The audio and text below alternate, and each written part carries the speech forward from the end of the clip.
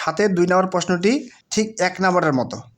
বলা হচ্ছে একটি বৃত্ত মূল বিন্দু দিয়ে যায় এবং এক্স অক্ষ ওয়াই অক্ষ দুইটি ধনাত্মক দিক থেকে যথাক্রমে এইচ ও কে অংশ ছেদ করে বৃত্তটির সমীকরণ নির্ণয় করো। অর্থাৎ এটি এক্স অক্ষ এবং এটি হচ্ছে কি অক্ষ, ওয়াই অক্ষ। বৃত্তটি কি বিন্দু দিয়ে যায়? মূল বিন্দু দিয়ে যায়। কি বিন্দু দিয়ে যায়? মূল বিন্দু দিয়ে যায়। বৃত্তটি কি বিন্দু দিয়ে যায়? মূল বিন্দু দিয়ে যায়, অর্থাৎ 0 বিন্দু দিয়ে যায় এবং মূল বিন্দু থেকে এক্স অক্ষের ধনাত্মক দিকে কত অংশ ছেদ করে? এইচ অংশ ছেদ করে এবং ওয়াই অক্ষের ধনাত্মক দিকে কত অংশ ছেদ করে? কে অংশ ছেদ করে। তাহলে এই বিন্দুর স্থানাঙ্ক কত? এই বিন্দুর স্থানাঙ্ক হচ্ছে এইচ কমা কত? 0। কারণ আমরা জানি কোনো বিন্দু যদি এক্স অক্ষের উপর অবস্থান করে তাহলে তার ওয়াই স্থানাঙ্ক কি হয়? 0 হয়। এবং এই বিন্দুর স্থানাঙ্ক কত হবে? এই বিন্দুর স্থানাঙ্ক হবে 0, কে। কারণ আমরা জানি কোনো বিন্দু যদি ওয়াই অক্ষের উপর অবস্থান করে তাহলে তার এক্স স্থানাঙ্ক কি হয়? 0 হয়। কোনো বিন্দু যদি ওয়াই অক্ষের উপর অবস্থান করে তাহলে তার এক্স স্থানাঙ্ক কি হয়? 0 হয়। তাহলে বৃত্তটি কয়টি বিন্দুগামী? 3টে বিন্দুগামী। 0, 0, এইচ, 0 ও 0, কে, এই 3টি বিন্দুগামী। তাহলে প্রথমত ধরে নেই যে মনে করি বৃত্তটির সমীকরণ x square plus h square plus 2gx plus 2fy plus c equal 0 এবং এটি হচ্ছে 1 নম্বর ইকুয়েশন। এবং এক বৃত্তটি কত বিন্দুগামী? এক বৃত্তটি 0 বিন্দুগামী। এক বৃত্তটি 0, এইচ, 0 ও 0, কে বিন্দুগামী। তাহলে 0, 0, এইচ, 0 এবং 0, কে এই 3টি বিন্দু কোথায় স্থাপন করতে হবে? এই বৃত্তের সমীকরণে স্থাপন করতে হবে। প্রথমত 0, 0 বিন্দু স্থাপন করি। অর্থাৎ 0, 0 বিন্দুর জন্য কি হবে? এক্সের আসলে 0, ওয়াই এর আসলে 0। আমরা যদি এক্সের আসলে 0, ওয়াই এর আসলে 0, এক্সের আসলে 0, ওয়াই এর আসলে 0 বসাই তাহলে এই অংশ কি হয়ে যায়? ভ্যানিশ হয়ে যায়। তাহলে কি থাকে? C equal 0। এরপরে এইচ ইকুয়াল 0 বিন্দুর জন্য, এইচ ইকুয়াল 0 বিন্দুর জন্য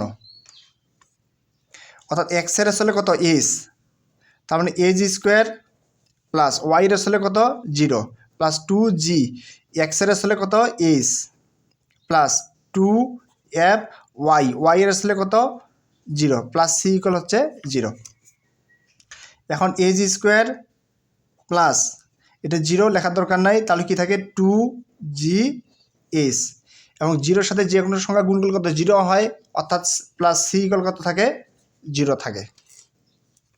এখন H square plus 2gh, C এর পরিবর্তে কত বসানো যাবে? সি এর পরিবর্তে 0 বসানো যাবে, তাহলে সি আর থাকে না, ইকুয়াল কত? 0।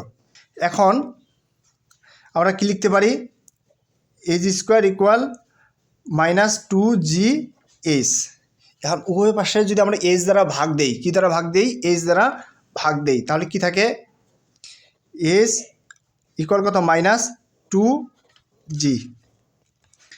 অতএব জি ইকুয়াল লেখা যাবে -h বাই কত? 2। আর আরেকটি বিন্দু আছে, সেই বিন্দুটি হচ্ছে 0, কে। এই 0, কে বিন্দুটিও এই বৃত্তের উপরে স্থাপন করে পাই। তাহলে এক্সের জায়গায় কত? 0 এবং ওয়াইয়ের জায়গায় হচ্ছে কে। তাহলে 0 স্কোয়ার প্লাস ওয়াইয়ের আসলে কত? কে, তার উপরে কত? স্কোয়ার প্লাস 2gx, এক্সের আসলে কত? 0 প্লাস 2f ওয়াইয়ের আসলে কত? কে প্লাস সি ইকুয়াল কত? 0। কে স্কোয়ার প্লাস কি থাকে? 2f k plus c equal কত? 0। এখন আমরা জানি কি? সি ইকুয়াল কত? সি ইকুয়াল হচ্ছে 0। তাহলে কে square plus 2f K C equal কত? 0। তাহলে এই জিনিসটা আর থাকে না, অর্থাৎ সি আর থাকে না, ইকুয়াল 0।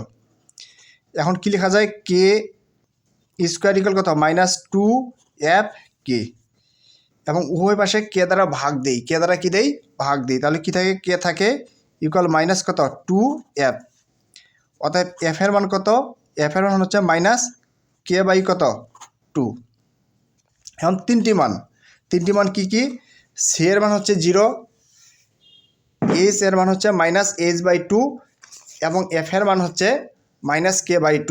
এই তিনটি মান নিম্ন যে সমীকরণটি ছিল x² + y² + 2gx + 2ay + c = 0, এই সমীকরণে বসিয়ে পাই x² + y² + 2g, g এর মান কত?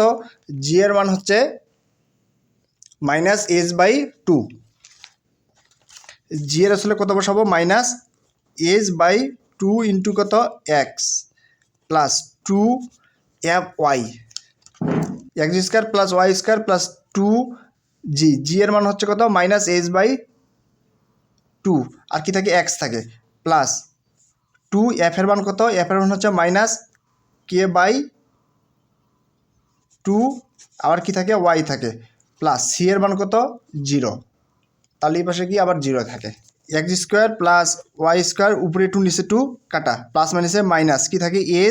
x প্লাস মাইনাসে মাইনাস, উপরে 2 নিচে 2 কাটা, তাহলে কি থাকে? ky ইকুয়াল হচ্ছে কত?